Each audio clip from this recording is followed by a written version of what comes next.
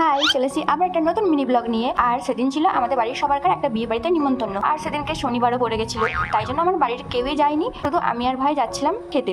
তো এখন বাজে 10টা সাড়ে 10টা, স্নান টান করে বেরিয়ে গেছি খাওয়ার জন্য। দেন খাওয়ার পর ফেরার পথে আমাদের গ্রামে যে প্রাইমারি স্কুল আছে সেটার পাশে একটা বড় পুকুর আছে। ছোটবেলায় টিফিন টাইমে স্কুল থেকে বেরিয়ে এখানে অনেক খেলতাম, বিকেলের দিকে অনেক সময় ঘুরতেও আসতাম। এই প্রাইমারি স্কুল বা এই ঘাট, এই জায়গাটায় এলে ছোটবেলার অনেক মেমোরিজ মনে পড়ে যায়।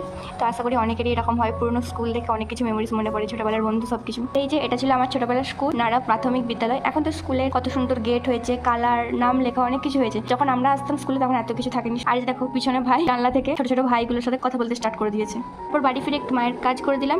আর মায়ের কাজ বলতে আমি এই মেশিন সেলাই তো পারি না, হাত সেলাই যেটুকু সেটুকুই আমি করে দিই মাঝে মাঝে। তারপর আবার আমি আর ভাই দুপুরবেলায় খেতে চলে গেছিলাম। দেন বিকেলবেলায় আমি রেডি হয়ে গেছি, এখন একটুখানি বাজার যাব, কারণ তার পরের দিনই হোস্টেল চলে যাওয়ার ছিল।